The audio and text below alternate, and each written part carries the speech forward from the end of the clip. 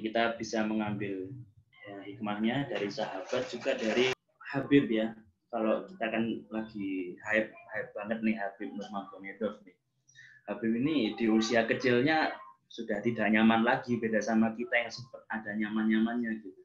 Kalau Habib ini sama sekali nggak ada nyaman-nyamannya. Dari kecil udah dipaksa gulat sama beruang, habis itu dipaksa renang melawan arus. Ya kita ngerti lah di Rusia itu ganasnya alam seperti apa gitu. Tapi Habib melakukan perubahan ini gitu demi untuk bisa mencapai kejayaannya hari ini. Jadi kita kalau melihat jangan kejayaannya hari ini aja gitu. Postingan Instagramnya yang di-like jutaan orang gitu.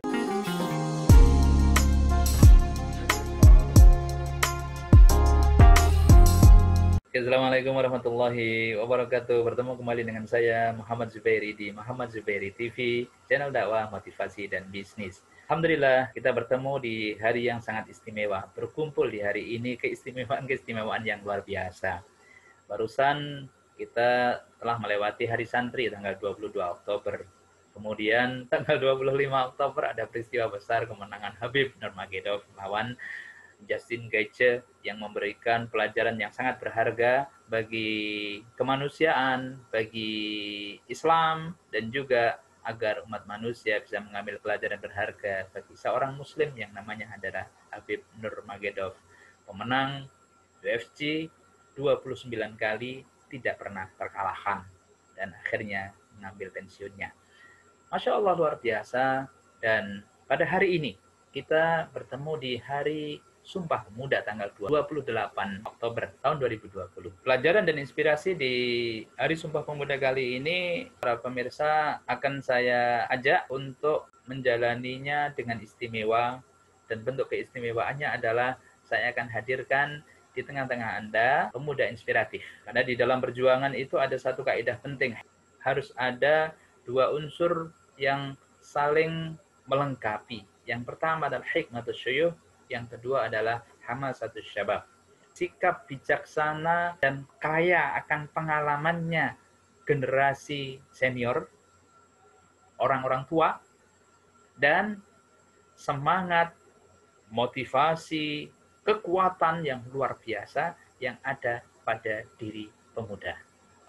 Kedua unsur itu harus menyatu sehingga pada hari istimewa peringatan Sumpah Pemuda 28 Oktober di tahun ini, saya menghadirkan syabab, menghadirkan pemuda. Apakah saya sudah tua? Bisa iya, bisa tidak. Yang pasti dibandingkan dengan anak muda yang saya hadirkan ini, Allah perjalankan saya lebih lama di dunia ini, sehingga ya pastinya lebih tua. Tanpa berpanjang kata, saya segera akan menghadirkan pemuda inspiratif kita pada kesempatan kali ini. Siapa? Inilah pemuda inspiratif kita yang masih muda. Bagi para orang tua yang ingin mencari mantu, ini high quality jomblo yang luar biasa. Hafidz Quran 30 juz dan pembina anak-anak yang menghafalkan Al-Quran, bahkan di bawah asuhannya lebih dari 1.000 anak. Tepatnya berapa nanti beliau sendiri yang akan menyampaikan. Ya, cukup banyak anak-anak yang dibimbing oleh beliau. Bahkan beliau juga karena menjadi ketua program, maka beliau membawahi beberapa ustadz-ustadzah yang hafidh-hafidhah yang ikut menjadi pembimbing bagi para calon-calon hafidhatul Quran yang ada di lembaga tersebut. Ya. Yang dibimbing, yang ada di organize oleh pemuda inspiratif kita ini, itu ada yang banyak, yang emak-emak, bahkan ada yang sudah punya cucu katanya. Sehingga masih lajang, tetapi ngurusin juga nanti bagaimana kalau di antara pembimbing itu ada yang hamil, yang tentu kemudian nanti ada cuti, kemudian ada bagaimana melahirkan dan sebagainya. Ya, Masya Allah. Banyak nanti ilmu yang dan pelajaran berharga yang bisa kita ambil dari pemuda inspiratif kita. Oke, tanpa berpanjang lebar, mari kita sambut kehadiran pemuda inspiratif kita, Mas Gulam. Silahkan, Mas Gulam. perform di hadapan para pemirsa Muhammad Zubairi TV. Dipersilahkan. Tafadhal masykuran. Bismillahirrahmanirrahim. Assalamualaikum warahmatullahi wabarakatuh. Pertama, saya ucapkan terima kasih kepada Ustaz Zubairi atas kesempatan pagi hari ini ya, kesempatan untuk tampil di channelnya Ustaz Zubairi. Kita berbicara tentang pemuda. Kebetulan dalam jangka 1 pekan ini banyak sekali hal-hal yang terjadi yang berkaitan dengan pemuda.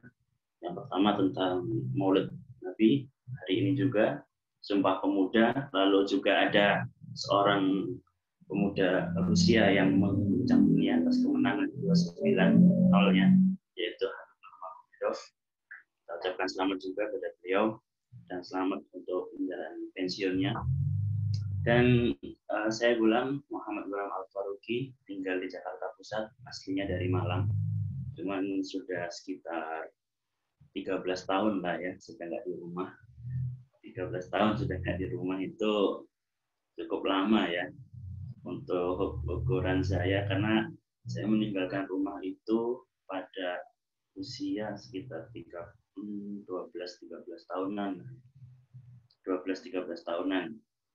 Nah, itu sungguh sebuah hal yang sangat berat bagi seorang yang saat itu masih belum bisa dikatakan pemuda ya. Belum remaja juga, belum balik juga. Namun Allah minta, Allah takdirkan, dan Allah dalam tanda kutip paksa saya untuk keluar dari zona nyaman di usia seperti itu, dan alhamdulillah Allah mudahkan jalannya sampai hari ini. Saya sendiri merupakan lulusan dari Ma'had Ali An-Nu'aimi, Jakarta Selatan. Saat ini saya diamanahi beberapa amanah di sebuah lembaga Al-Quran di Jakarta Pusat, yaitu Sangkat Al-Quran Mardani 5. Alhamdulillah kami saat ini memiliki sekitar 1.500 murid ya. Jadi luar biasa mendapatkan amanah untuk membuat orang mau ngaji, mau menghafal Al-Quran, mau mentadaburi Al-Quran dengan jumlah sebanyak itu, dengan rentang usia dari TK sampai nenek-nenek ada semua di sini. Itu cukup luar biasa. Jadi ya saya juga ngerti nih kok bisa ya saya dianggap inspirasional ya. Namun ya insya Allah lah kita akan berusaha sebisa mungkin untuk memberikan sedikit-sedikit insight-insight yang saya punya selama perjalanan saya 13 tahun ini keluar dari rumah. Jadi kalau Ustadz tadi nanya quotes apa sih yang ada, jadi ketika briefing ya sebelum kita masuk di sini, beliau Ustadz Zubairi ini nanya, ada quotes nggak sih yang ketika kalau lagi nggak semangat itu jadi dorongan gitu supaya bisa semangat? Jawabannya sih jujur aja nggak ada gitu. Karena saya nggak pernah lihat quotes, jujur aja gitu, nggak pernah lihat quotes sama sekali gitu. Jadi kalau nggak semangat saya itu membutuhkan dorongan eksternal. Jujur aja saya juga main game juga, nonton film juga sama. Tapi dalam porsi-porsi yang masih wajar lah ya. Insya Allah tidak berlebihan, nggak sampai top up Google Play atau apalah, itu enggak. Cukup main game sewajarnya aja, enggak. Nah, kalau konteksnya hari ini, kalau tanggal 28 Oktober itu kita sudah peringati setiap tahun. Namun yang berbeda adalah angka yang ada di belakangnya, yaitu 2020. Tahun yang kalau kata netizen ini skip aja lah tahunnya gitu. Kalau bisa kita restart lagi gitu tahun depannya gitu. Skip aja lah 2020 nih. Aduh gimana sih gitu. Kalau buat dalam pandangan netizen umum itu kan banyak sekali kejadian buruk dimulai dari Januari. Bahkan saya pun merasakan di awal Januari itu kena banjir. Pertama banjir parah ya di Jakarta itu selama hampir berapa minggu ya, 2-3 mingguan lah. Itu di berbagai daerah banjir terus. Kemudian kalau dalam pandangan anak-anak olahraga ada Kobe Bryant, ada ini, ada itu, banyak sekali keadaan-keadaan yang tidak mengenakan sampai di bulan Maret itu Allah takdirkan kita untuk tidak kemana-mana dulu. Mungkin ini doanya orang-orang yang suka rebahan terkabulkan dengan cara-cara yang berbeda gitu kan. Aneh juga gitu. Jadi kan kalau orang-orang rebahan, ya Allah tiap hari libur aja sih enak gitu. Ini dikasih nih tiap hari libur nih, rasain kayak gini kan rasanya kan. nggak enak juga ternyata, nggak boleh kemana-mana, mau pergi harus disogok-sogok hidungnya dulu gitu. Itu menjadi keadaan yang banyak berbeda di tahun 2020. Jadinya 28 Oktober kali ini tuh kita tidak lagi seharusnya membahas mengenai kita semangat ini, semangat itu, semangat ini. Itu setiap tahun sudah kita bahas. Nah, di tahun ini kita harusnya membahas mengenai perubahan. Perubahannya yang sedikit radikal memang. Mengingat sekitar 11 bulan yang lalu, nggak nyampe setahun yang lalu, kita itu masih menjalani kehidupan yang normal. Masih di sekolah, masih ngantor, masih bisa jalan-jalan. Ya. Kalau di Malang, weekend masih bisa ke atas gitu kan. Kalau orang Jakarta masih bisa ke puncak enak, nggak harus direpit di rest area gitu. Nah, ternyata Allah itu memutarbalikkan semua keadaan ini itu dengan cepat gitu. Tilkal ayamu nudawilha bainan nas. Walaupun sebenarnya konteks ayat ini itu mengenai bagaimana orang ini berputar, bisa di atas, bisa di bawah. Tapi kondisi kita semua yang ada di bumi hari ini itu sama gitu. Watilkal ayamu nudawilha bainan nas ini konteksnya juga bisa kita katakan kita ngantor normal, tahu-tahu WFH, bahkan mungkin ada yang mohon maaf dirumahkan dalam waktu sementara gitu atau bahkan permanen. Ini kan sebuah perubahan yang sangat radikal. Jadi dalam beberapa waktu lalu saya punya forum ya di Jakarta ini di kelas, saya punya kelas anak-anak remaja dari usia SMA. Mereka kalau saya lihat masih bersemangat gitu untuk ngaji, cuma mereka udah kehilangan semangat untuk sekolah karena ya mungkin sekolah membosankan gitu ya. Sekolahnya tugas catat forum, kasih tugas gitu lagi loh kata-kata anak murid saya gitu. Cuman seharusnya kita ini kan ada di generasi tahun 20-an yang berbeda gitu. 1920 juga ada wabah, 1820 ada wabah, 1720 juga ada wabah. Jadi kita ini menghadapi tahun 20 yang berbeda sebenarnya gitu. Dalam keadaan yang sebenarnya lebih siap gitu. Kita punya banyak platform untuk bisa menunjang diri walaupun keadaannya seperti ini gitu. Saya sampaikan ke murid-murid saya ketika itu, coba kita lihat point of view-nya gitu, jangan diri sendiri gitu. Kalau melihat point of view-nya diri sendiri itu, mesti ngelihatnya ntar sekolah gitu, mata sampai minus nih ngeliatin laptop tiap hari. Terus apalagi ini saya juga akhirnya beli kacamata juga walaupun bukan kacamata minus, ini tuntutan juga gitu. Nah, coba kita lihat point of view-nya itu bagaimana generasi pandemi sebelumnya gitu. Mereka ketika hidup dalam kondisi seperti ini, mereka nggak tahu apa-apa tuh. Bahasanya maaf mati dah gitu. Langsung aja gitu meninggal. Di lockdown sudah itu, mereka nggak bisa ke sekolah, nggak bisa bekerja gitu. Bandingin sama kita masih kesempatan untuk sekolah bahkan ketika duduk-duduk aja di kasur gitu.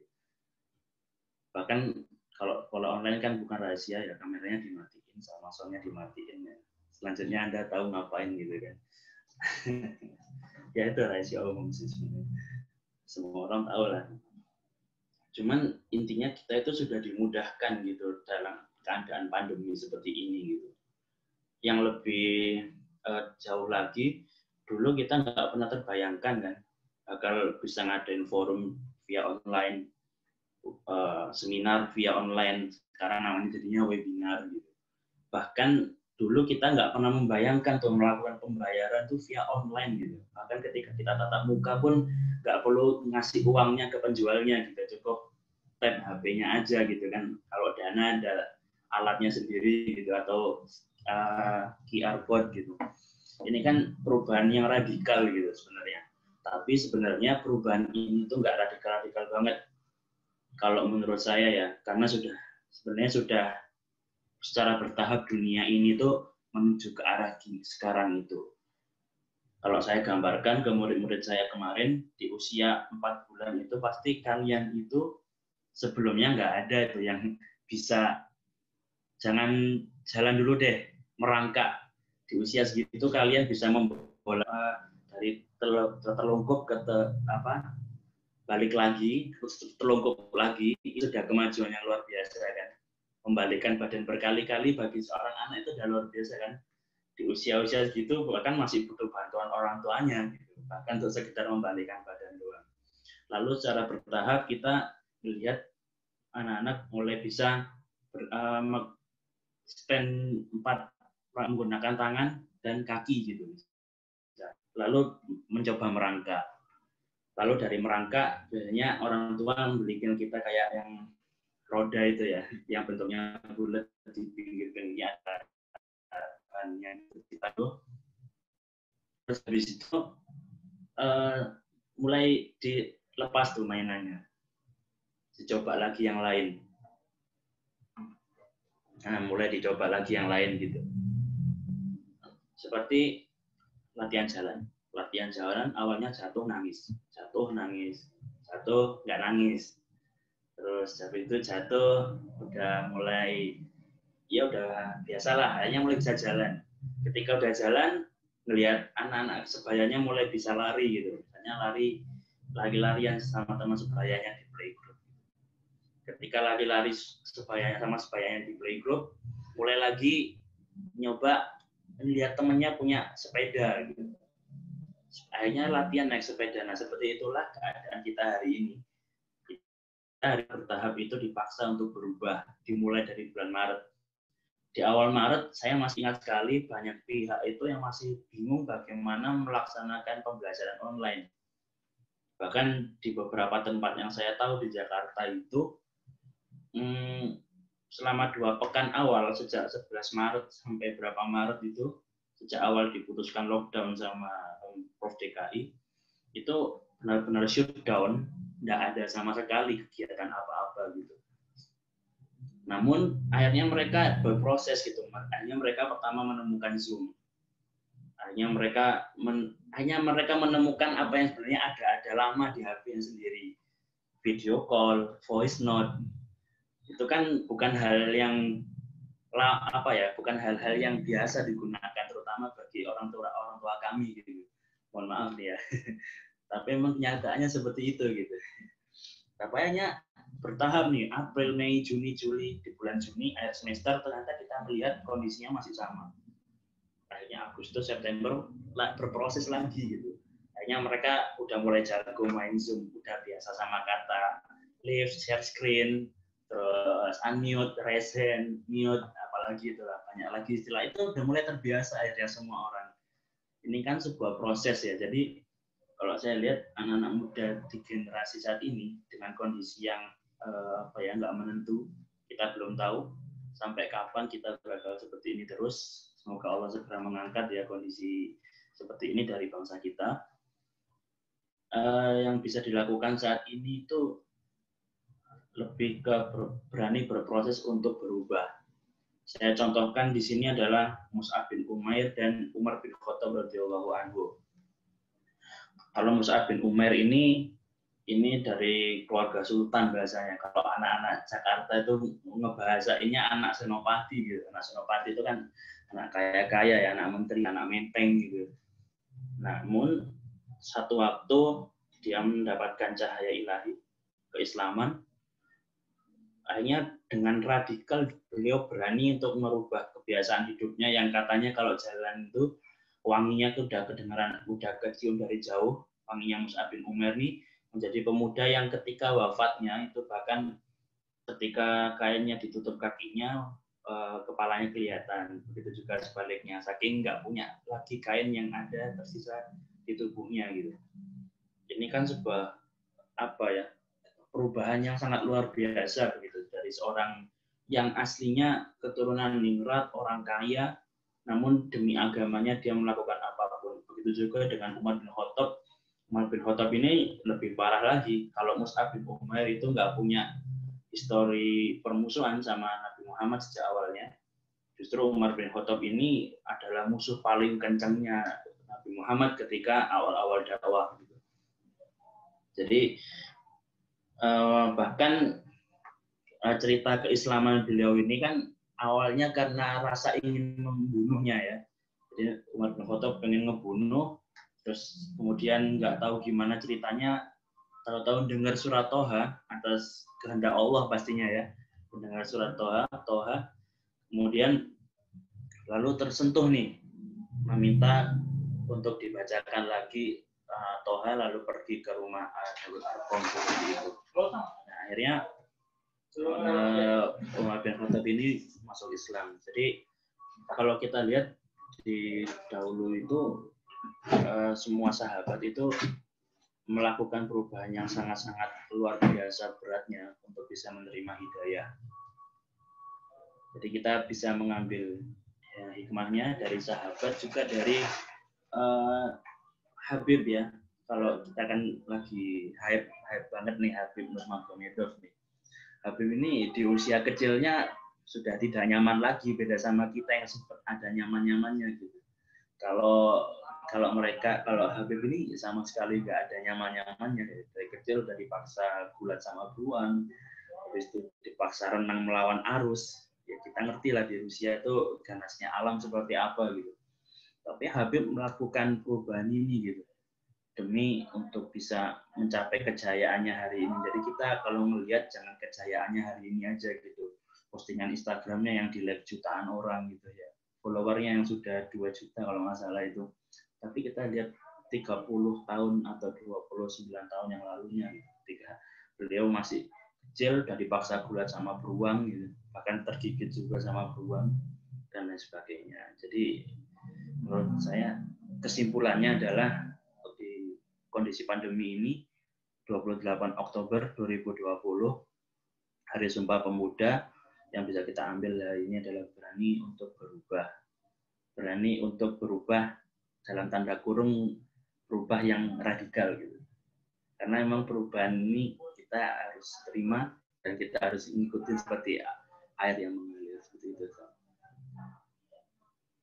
Mungkin itu cukup saja dari saya. Jazakumullah khairan. Oke, terima kasih. Luar biasa yang disampaikan oleh Mas Ghulam, dan luar biasa banyak inspirasi yang anak-anak muda kita, bangsa Indonesia ini harus tahu nih yang disampaikan oleh Mas Ghulam, dan nampaknya ini perlu sekali untuk di-viralkan ya. Sehingga likes dan viewersnya bisa harusnya jutaan inspirasi yang disampaikan oleh Mas Ghulam ini. Saudara semuanya yang diberkahi Allah Subhanahu wa taala, itulah inspirasi yang disampaikan oleh Mas Ghulam.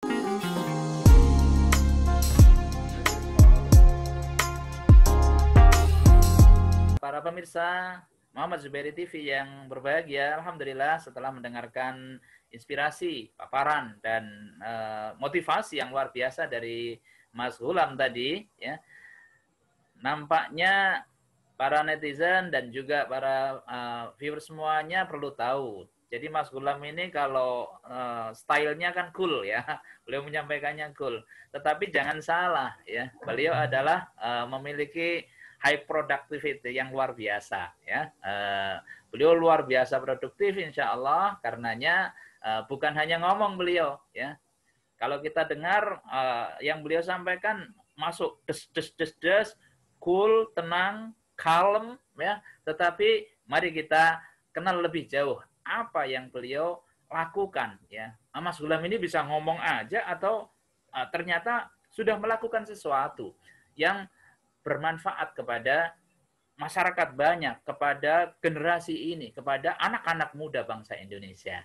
Oke, silakan Mas Ghulam untuk menyampaikan apa yang sudah dilakukan dan harus menjadi inspirasi ini bagi anak-anak muda bangsa kita. Dipersilahkan. Oke, sebelum kita lanjutkan, jangan lupa subscribe dan like serta share untuk kemanfaatannya yang lebih luas. Ya, Bismillahirrahmanirrahim. Saya lanjutkan ya sedikit tentang kegiatan saya. Jadi saya itu sejak SMP, kemudian SMA juga itu sudah cukup terlibat aktif di organisasi ya.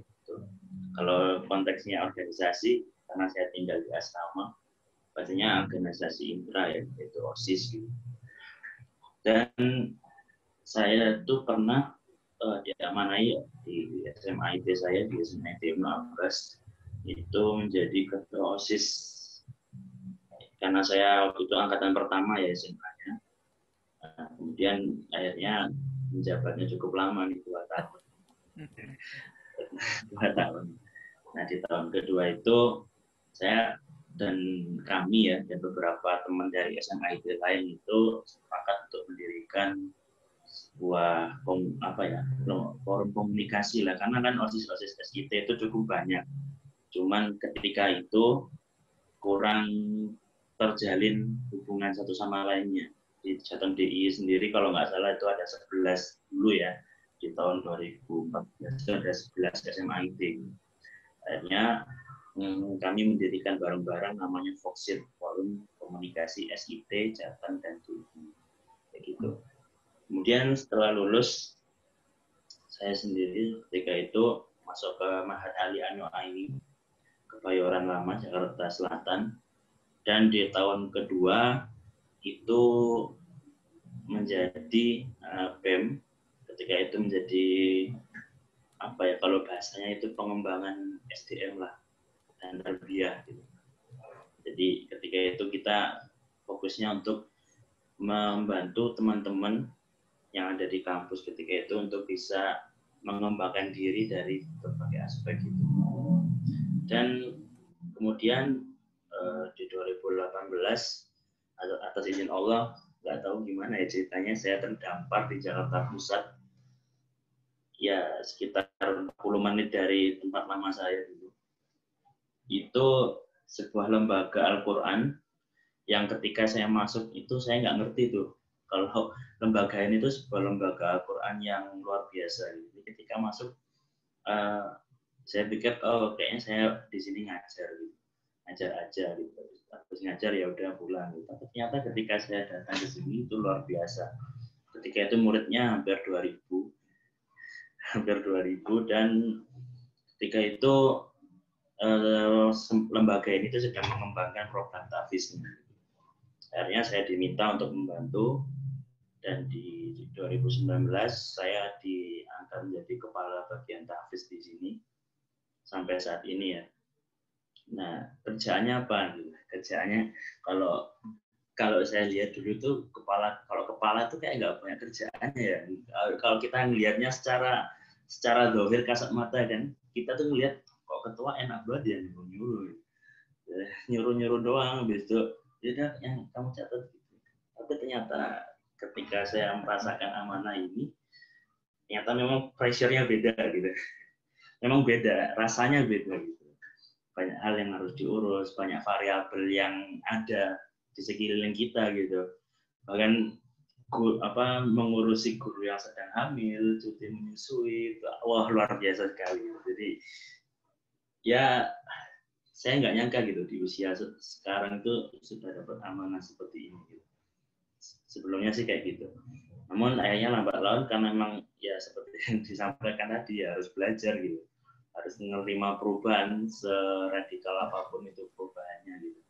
Akhirnya ya saya terima, saya jalani belajar. Akhirnya saya sudah mulai menikmati lah bahasanya tuh amanah sekarang gitu. Jadi ya usia tuh kalau di sini sama sekali nggak dilihat gitu bahasanya. Di usia yang walaupun masih bilangannya masih kepala 2 gitu, sementara di bidang saya itu banyak emak-emak yang sudah punya cucu, bahkan sudah ada yang punya cucu ya, sudah punya cucu gitu. Jadi ya bahkan dalam beberapa kesempatan yang ngurusi belum belum nikah Mas Ulam ya. Iya, belum saat itu wah ribet juga gitu. Jadi kadang kalau misalnya saya nyampaikan terlalu cepat diomelin juga tuh sama emak-emak itu. Misalnya lagi rapat koordinasi gitu, atau lagi rapat evaluasi, rapat kerja gitu. Jangan cepet-cepet dong Ustaz gitu. Misalnya kalau saya pakai teknologi gitu kan, misalnya pakai sekarang kan punya platform ya kayak game-game seperti Kahoot, Quizizz gitu kan. Itu ketika saya coba mainkan, saya malah diomelin tuh sama mama. Ini gimana sih mainnya kok nggak ngerti kayak gini. Ya it's okay gitu. Namanya juga belajar ya. Ya intinya di usia sekarang ya mungkin belum terlalu banyak lah kalau dibandingkan kalau di Jakarta ini ya, ustadz-ustadz banyak banget yang luar biasa, bahkan di usia sepantaran saya itu banyak orang-orang luar biasa gitu di Jakarta gitu. Tapi ya dengan apa yang sudah diberi Allah gitu kan, amanah yang dikasih Allah, ya saya coba untuk memberi apa yang saya bisa gitu untuk umat, untuk negara gitu. Karena kan saya juga membina remaja ya, di sini juga mendapatkan amanah untuk membina remaja. Jadi saya nggak cuma melihat mereka dari segi mereka tuh murid yang pengen ngaji, tapi mereka adalah orang yang sangat-sangat butuh untuk dibina gitu. Walaupun dengan seabsurd-absurdnya ya, dengan kondisinya anak-anak remaja yang absurd banget gitu. Kadang di forum mereka minta ngobrolin ini, ngobrolin itu yang viral saat COVID, konspirasi ya apalagi itu. Terus membahas banyak banget lah gitu. Ya saya ikutin aja, saya ladenin aja gitu. Karena memang anak-anak kita kan juga pernah ya melewati usia seperti itu. Terutama saya nih yang masih belum jauh-jauh keluar dari usia mereka gitu. Jadi saya ngerti lah ya, oke lah kita ngobrol gitu. Bahkan saya itu juga nyari referensi itu nonton gameplaynya game gitu, kayak Call of Duty, terus apalagi ya, kayak banyak lah game-game war game gitu loh, istilahnya game-game perang gitu. Kayaknya saya ngerti gitu. Kebetulan saya juga suka game-game perang kayak gitu kan. Nah, kayaknya saya ngerti, saya punya materi yang bisa masuk ke mereka gitu. Kayaknya anak-anak, saya ngerti juga kayak gitu ya. Lah, kira aku ini nggak pernah remaja apa gimana gitu. Ya sama gitu. Berarti ustadznya Kayaknya asik anak-anak ya. iya. Ustadznya asik ini. Kayak, Bisa diajak nge-game bareng. enggak, tapi saya nggak mau kan gitu, nggak boleh kalau gitu. Enggak, saya menolak untuk main game bareng gitu. Ya kayak gitulah. Kayaknya saya intinya bisa memberi anak-anak itu kenyamanan walaupun mereka sebenarnya sedang diajak untuk berubah gitu. Soalnya kalau mereka baru masuk aja, kita ini harus kenal Allah, ngaji gini. Mereka udah kayak dengerin. Mereka aja ketika dengerin materi dari gurunya di SMP atau SMA-nya, mereka cerita ke saya gitu, Ustaz, dengerin materi di sekolah itu ngantuk gitu, males gitu. Kayaknya saya matiin itu kameranya sama soundnya, tidur gitu. Yang penting absennya, link absennya diisi gitu. Ya namanya juga bocah-bocah gitu ya, nggak apa-apa lah gitu. Pokoknya kalau di kelas tuh nggak boleh ada yang nyalain kamera semuanya gitu. Ya alhamdulillah lah, saya sedang mencoba menikmati peran-peran yang Allah amanahkan. Saya sendiri juga di Jaksel itu juga punya amanah dari sebuah lembaga juga namanya Nafa Quranic Center. Jadi fokusnya adalah membantu teman-teman kampus di Jakarta Selatan. Saat ini kalau nggak salah terdaftar itu ada 5 kampus ya. 5 kampus di Jakarta Selatan itu untuk bisa mengaji dan menghafal. Jadi tahapannya bisa ngaji dulu, kemudian bisa menghafal. Terus biasanya ditutup di akhir semesternya dengan General Stadium gitu. Dan dengan Ustadz Aziz Abdul Rauf, dengan Ustadz yang ada di Jakarta lah, kayak gitu. Jadi ya cukup apa ya, walaupun usianya sudah makin merangkak ke atas, tapi saya masih terjebak di antara mereka-mereka yang usia kampus gini, kayak gitu. Oke, terakhir Mas Ulam, mungkin ini anak-anak muda butuh closing statement atau closing inspirasi dari action yang dilakukan, aktivitas yang segudang kayaknya Masya Allah ya, aktivitas yang dilakukan oleh Mas Ulam begitu banyak. Kalimat apa yang ingin Mas Ulam sampaikan kepada anak-anak muda bangsa Indonesia? Dan ini juga umatnya Rasulullah yang besok insya Allah kita memperingati Maulid Nabi SAW dengan rangkaian dan ragam aktivitasnya dan seterusnya. Closing statement. Jadi tadi kan kita bicara tentang Sumpah Pemuda ya. Kemudian saya sendiri lebih mengarahkan makna Sumpah Pemuda itu dalam perspektif saya sendiri itu sebagai berani berubah ya. Nah, kalau konteksnya sekarang itu mungkin berubahnya itu nggak bisa jauh-jauh gitu. Berubahnya mungkin kalian belum, wah berarti aku harus mengubah mindset terus nanti jadi ranking 1 yang habis itu bisa SMA unggulan, bisa kuliah di kampus unggulan. Nah, itu cukup jauh lah kalau dalam konteksnya berubah sekarang gitu. Nah, sekarang gimana kalau kita coba gitu. Point of view-nya adalah keluarga.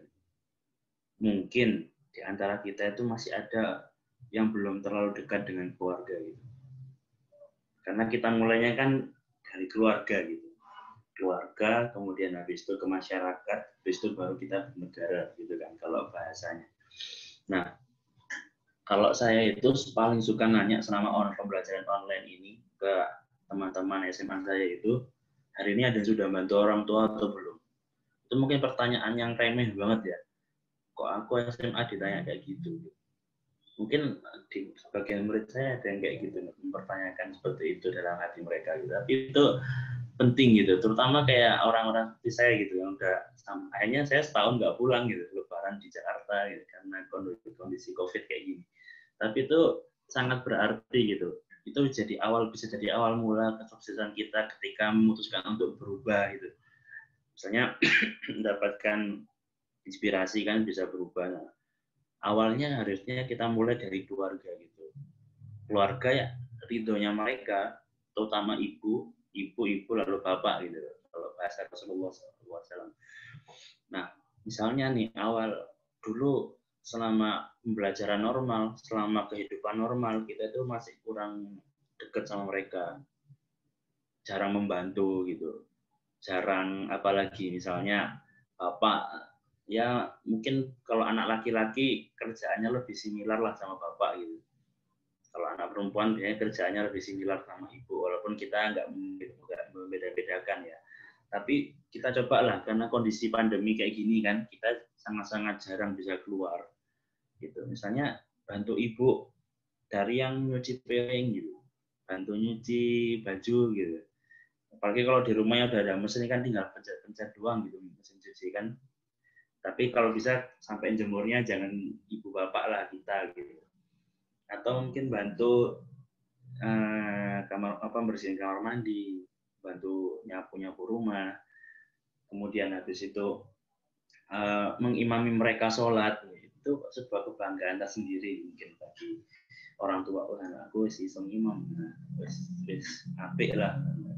Itu mungkin sederhana gitu buat kalian. Even ketika kalian mungkin ketika imam bacanya masih kulhu, ya it's okay, nggak apa-apa gitu. Yang penting sudah ada keinginan untuk berubah. Jadi berubahnya itu nggak usah jauh-jauh dulu gitu. Jangan jauh-jauh dulu ya. Melihatnya jangan jauh-jauh dulu. Seperti orang yang belajar masuk Islam, baru masuk Islam yang mu'alaf, dia nggak akan berpikir itu membaca tafsir atau ayatul ahkam atau apalagi itu hukum-hukum fikih, hukum waris. Enggak ya. Awalnya belajar sholat. Kalau kita yang dari lahir Islam kan belajar sholat mah gampang gitu. Iya, buat kalian gampang ya. Buat orang non Muslim yang baru belajar sholat itu susah gitu. Mereka bawa teks sholatnya gitu kan. Nah, berubahnya makanya mulai dari kecil dari orang tua. Kalau di rumah udah nyaman, orang tua itu akan sangat enak sekali gitu doain kita. Akan sangat mudah sekali gitu untuk menyisipkan nama kita di setiap salat duha, di tahajud dan lain sebagainya. Jadi berubahnya itu dari yang kecil, jangan melihat perubahan yang besar dulu. Karena nggak akan ada yang besar kalau yang kecil ini nggak ada. Kalau orang Arab itu saya ingat dulu ada mahfuzat la tahqirun masaghira fa innal jibala minal hasad. Jadi jangan meremehkan hal-hal yang kecil karena gunung itu terbuat dari kerikil-kerikil yang kecil gitu. Seperti itu kalau pembahasan saya kayak gitu. Jadi berubahnya mulai dari yang kecil. Jangan lihat yang besar dulu kalau kita belum bisa merubah kebiasaan di sekitar hidup kita gitu. Bangun pagi misalnya, anak-anak saya itu masih sering tuh saya tanya, subuhnya bolong nggak? Biasa bolong. Bangun jam berapa? 6:30 gitu. Nah, itu kan berubahnya ya itu dulu lah, bangun jam 4. Kalau Jakarta kan jam 4:15 hasilnya gitu. Kalau Malang nggak tahu berapa. Nah, itu berubahnya lebih kecil, dari yang kecil-kecil dulu. Baru ketika sudah hidup kita udah runtut nih dari bangun sampai tidur, barulah kita mikirin yang lain kayak gitu. Mungkin gitu sih kalau saya, berubahnya dari yang kecil. Oke, terima kasih kepada pemuda inspiratif kita, Mas Gulam, pada kesempatan kali ini. Luar biasa banyak, luar biasa berharga yang bisa kita ambil inspirasi, motivasi, dan perjalanan kehidupan beliau, serta petuah-petuah, nasihat-nasihat. Sehingga silahkan bagi para pemuda, anak-anak muda di negeri ini, setelah mendengarkan apa yang disampaikan oleh Mas Gulam pada kesempatan kali ini, segera ambil posisi Anda yang benar, potensi-potensi apa yang ada di dalam diri Anda, yang harusnya Anda kembangkan, dan setelah itu jalani roadmap karir dan juga roadmap kontribusi peradaban terbaik yang Allah titipkan kepada Anda semua untuk diejawantahkan, untuk dikontribusikan bagi kehidupan Anda pribadi, kehidupan keluarga Anda kelak, dan juga kehidupan masyarakat kita, bangsa, dan negara. Kalimatnya Mas Gulam perlu dicatat, mulai dari diri Anda. Mulai dulu dari yang kecil-kecil, mulai dari diri Anda sendiri, dan sekarang juga jangan tunggu nanti dan jangan sampai ada kata tapi. Segera take action, segera ambil langkah, mulai dari langkah yang pertama, karena itu akan mencapai ke 1000 atau sejuta atau semiliar langkah-langkah ke depan Anda semuanya.